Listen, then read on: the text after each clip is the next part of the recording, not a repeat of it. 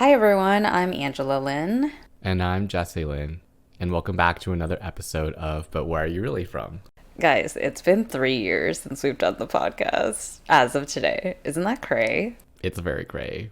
I've had relationships last less than 3 years. Oh, 100%. 100%. Yay us, but we're not going to go into a whole thing. We've done like full episodes dedicated to the first year anniversary, second year anniversary, or like 100th episode things where we kind of share more about each other to celebrate those milestones. But this one kind of flew under the radar when we were planning for this batch of episodes. So we're not doing anything super special for it. We're just going to do a normal episode, but yay 3 years. If you know and love us, listen to all of the past episodes. And we're going to kick off this new round of podcasts with a very hot topic that might be a little bit dated, but we wanted to talk about the whole Gwen Stefani "I'm Japanese" comment. The internet basically blew up when Gwen Stefani was like, "Oh, I'm Japanese." There was this whole period where she was doing her fashion label and the Harajuku girls moment where she was like temporarily exempt from being problematic, despite the fact that like a lot of that felt like appropriation. Like I remember she had like Japanese girls as backup dancers, but she like never repped anyone. Just to recap for those who don't remember, she had music, so she had like an album maybe, or like several songs that had this thematic of the Harajuku like style and these girls. And also she launched a clothing line and a perfume brand that was also branded Harajuku Lovers. She never gave human life to these girls. So basically these Japanese and Japanese American girls followed her around for like months or maybe like a year plus to promote this album and clothing line, and she renamed them as if they're like not actual humans, so that it was like love, dream, and like some other thing. But I think what's interesting is the different way that this quote-unquote problematic like "I am Japanese" comment and kind of mentality from Gwen Stefani is being interpreted depending on if you're American or if you're not American. Basically the conversation is like, okay, if you're being offended because she's claiming Japanese, theoretically Japanese people should be offended, but actually Japanese people and then other global people don't find it as controversial as Americans do. And I think we wanted to just pick apart like why that is the case. It's kind of the whole idea of like, you can't really understand racism if you live in like a largely homogenous society, and it's not even something that you really think about. Like the pocket of your brain that is reserved for this is racist and like processing racist comments and like determining if things is racist like doesn't really exist when you're in a homogenous society, because you're just not confronted with that experience on a daily basis or even like weekly or monthly basis where it's like pertinent enough for you to develop some kind of like framework around that. I feel like it's really hard to even explain what appropriation is in that context to somebody that doesn't have a part of their brain thinking about racism, because they would just be like, oh, it's just appreciation of my culture, or like, oh, look how funny, a white lady really loves Japanese shit, that's hilarious, we love that kind of situation, versus like coming at it from having that part of your brain that has had to like deal with all those things. It looks different and you perceive it differently. I also read a few articles of Japanese perspective just to round it out as to why they see it totally differently. When you don't have to think about race in general, cultural appropriation isn't how they see it. It really is cultural appreciation. A very good example of that one of the articles I read mentioned is like when you go to Japan, one of the main things that they promote to tourists to do, for example, is to rent kimonos and walk around and take pictures and just like enjoy the city wearing kimonos. And it's really not seen as something like weird or kind of roll your eyes situation. Japanese people actually encourage people to embrace their culture when they are in the country. So they see it as kind of like an homage-ish to the fact that you're in their country, that you bother to try to immerse. They really don't see it the same way. And the other angle that one of the articles I read mentioned is just the idea that because America is a mix of so many different races and cultures, there is this idea of like, is one group more important or more powerful than another group? is there like an oppressed versus oppressor type setup. And in these countries where it's largely one group of people, there is no such thing really as like feeling oppressed. So they don't understand or care or relate at all to the idea of like, oh, when you take something from my culture, you are oppressing me. They're like, who are you to oppress me? I'm like I'm the star, you know what I mean? I'm the protagonist here. Like, if anything, you want to be me, so that's why you're doing this. It's just a totally different way to think about it.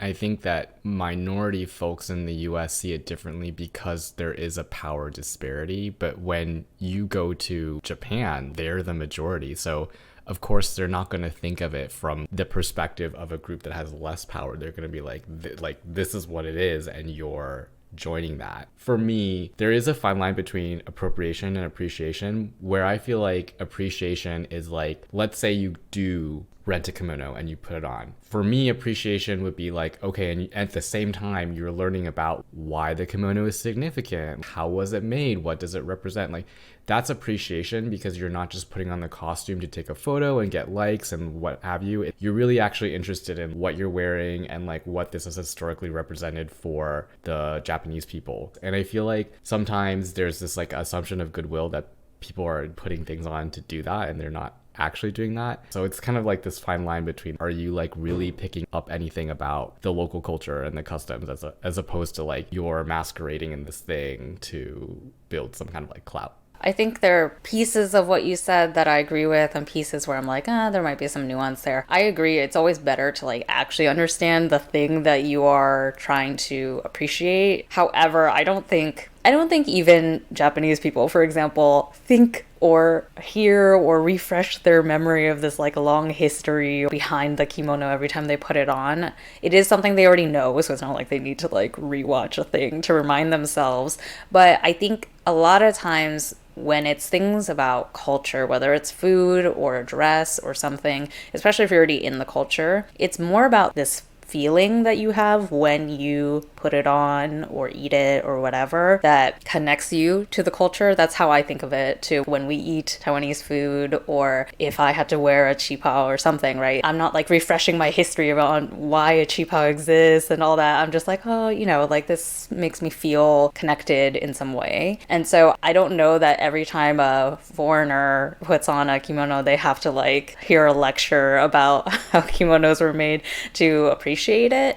But I totally agree with you. The fine line for me is kind of like the masquerading part, or seeing it as a costume. And I do think, again, though, this is a very American perspective, because the fact of the matter is, and we've talked about this a lot on the show, in America and in some other countries like the UK, I'm sure, other places that are a little bit more melting pot, Asians are grouped as one thing. Like, all the cultures are semi-erased to non-Asian people, where there's like Filipino, Chinese, Japanese, like whatevs, you're all Asian. And so there has been this weird uniform identity put on us, and so we also have to kind of embrace that as well. I think you read the Gwen Stefani article, but it was interesting because it was written by a Filipino American woman, and she was like, I'm also not Japanese, but I also have to deal with like what this means when someone just gets to claim they're Asian of some sort and they're not Asian. And so it is very interesting that because we have this uniform Asian category put on us, when someone does use some Asian culture as some sort of costume-ish way,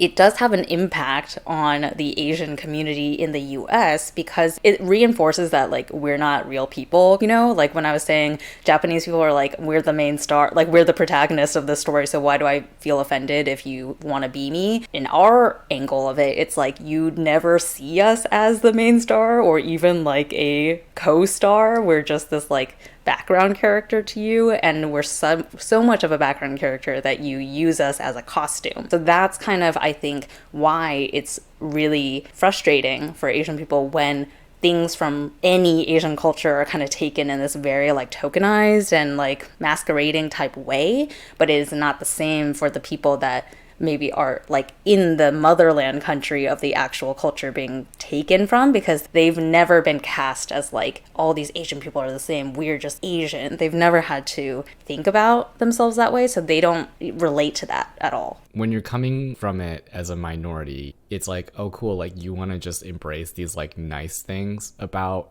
what it means to be Japanese or Taiwanese or Chinese, whatever, but you don't want to take on any of the burden of what it means to be a minority living in the US, or that experience, or like talk about that.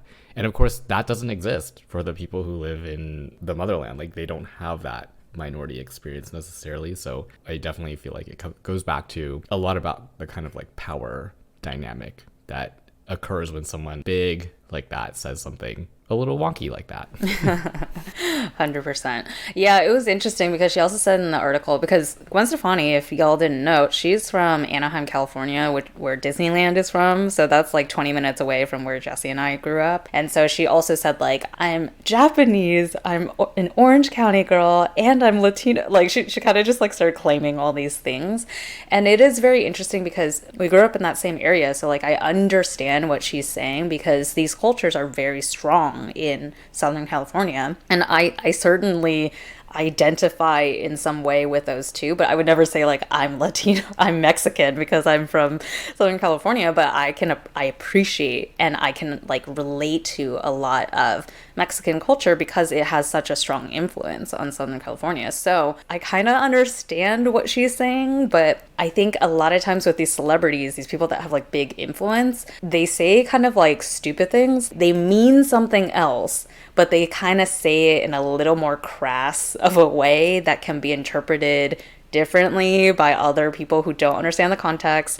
And it's just like, I know you meant well, girl, but you just didn't say it in the best way. That's kind of how I feel about the whole thing. Yeah, I mean, if she had just come out being like, I have deep appreciation of Japanese culture, this is why I had gone through like this phase of my career where I had Harajuku girls and I did this whole thing with my fashion line, I think it would have been fine. But I think when you make a claim where you're like, I am this, and you are clearly not like ethnically or culturally that, it's almost like you're saying like, I lay claim to this culture, I understand like everything about it.